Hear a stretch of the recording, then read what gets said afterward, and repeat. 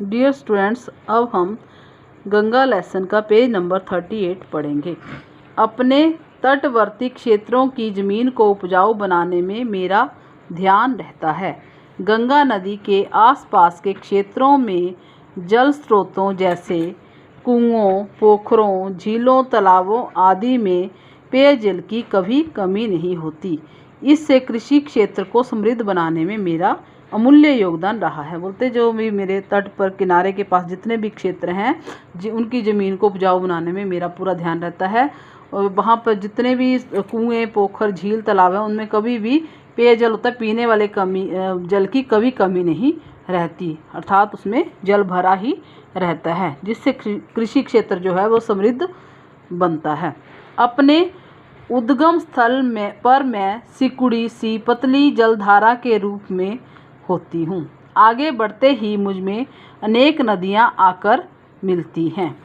इससे मेरी जलधारा तीव्र हो जाती, तीव्र मीन तेज हो जाती। पहले पतली सी जलधारा होती है, लेकिन जैसे और नदियाँ उसमें आकर मिलती हैं गंगा में, तो जलधारा जो है वो तीव्र हो जाती है। ऋषिकेश व हरिद्वार से आगे मैदानी भाग में आते ही मेरा तट चौड़ा हो जाता है। चौड़े तटों पर इस पार से उस पार जाने के लिए नौकाएं एवं स्टीमर चलते हैं।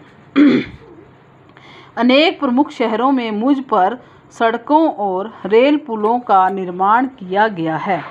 इससे यातायात सुगम एवं सरल हो गया है।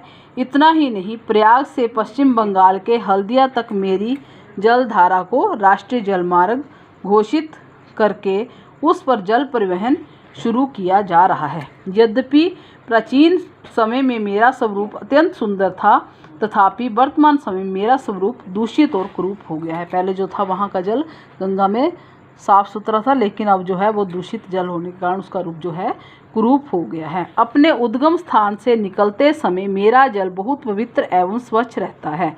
हरिद्वार तक मेरा जल अपनी निर्मलता से लोगों को निर्मल करता है, परंतु आगे बढ़ने के साथ ही कानपुर, इलाहाबाद, वाराणसी, पटना, मुंगेर, भागलपुर आदि शहरों के गंदे नालों का जल, कूड़ा करकट, फैक्ट्रियों का बिना परिशोधन किया हुआ जहरीला रसायन आदि मुझ में मिला दिया जाता है। इतना ही नहीं, पूजन सामग्रियाँ, सड़ी गली वस्तुएं आदि मुझ में डाली जाती हैं। पशुओं को मेरे जल में नहलाया जाता है। मानव द्वारा अपना मल मूत्र मुझ में छोड़ा जाता है। इस तरह मैं दूषित हो जाती हूँ। मेरा स्वच्छ जल मलिन हो जाता है। मेरे जल में गंदगी के मिलने से मेरे तल पर गाद जम जाती है। निरंतर गाद जमने से मेरी गहराई दिन प्रतिदिन कम होती जा रही है।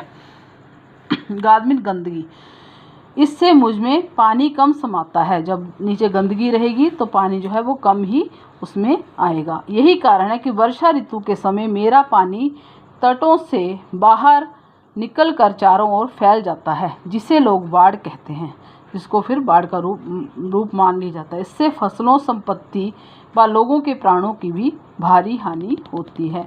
मेरी संतान को जब मेरे जल से कष्ट पहुंचता है तो मुझे बहुत दुख होता है, परंतु मैं बाध्य हूँ, विवश हूँ, क्योंकि मेरे अपने ही मुझे क्षति पहुंचाकर खुद को क्षति पहुंचाना चाहते। बोलते दुख तो मुझे होता है, लेकिन ये सब किन कारणों से है? इन सब का कारण जो है हम लोग ही हैं। मैं यानी गंगा भारत की हमेशा से पहचान रही हूँ। अनादिकाल से मैं भारत की प्राचीन सभ्यता की प्रतीक रही हूँ। इसलिए लोग मेरी बिगड़ती स्थिति को देखकर जागरूक हुए हैं। यह मेरे लिए अत्यंत हर्ष की बात है कि मुझे भारत की राष्ट्रीय नदी घोषित किया गया है तथा मेरे तल में से गंदगी हटाने के लिए उत्तराखंड, उत्तर प्रदेश, बिहार, झारखंड और पश्चिम बंगाल में अलग अलग कार्य योजनाएं बनाई गई हैं, परंतु सरकार तथा नागरिकों की सहभागिता से ही ये संभव है। सहयोग से स्वच्छता के अभाव व बढ़ते जल प्रदूषण के कारण मेरी अस्मिता खोती जा रही है। अस्मिता मीन मेरा जो है अस्तित्व जो है वो खोता जा रहा है, सम्मान जो है वो ख़त्म होता जा रहा है। इसलिए मुझे यानी गंगा नदी को प्रदूषण मुक्त करने और मुझे फिर से पहले जैसा बनाने के लिए एक और भागीरथ प्रयास की आवश्यकता है, वह भी एक नहीं कई भागीरथों की। ये भागीरथ इसलिए क्योंकि भागीरथ जो है वो गंगा नदी को यहाँ लेकर आए थे। भारत में गंगा को, अब 6th क्वेश्चन है, भारत में गंगा को क्या घोषित किया गया है? ये हमने यहाँ पे पढ़ा, भारत में गंगा को राष्ट्रीय नदी घोषित किया गया है।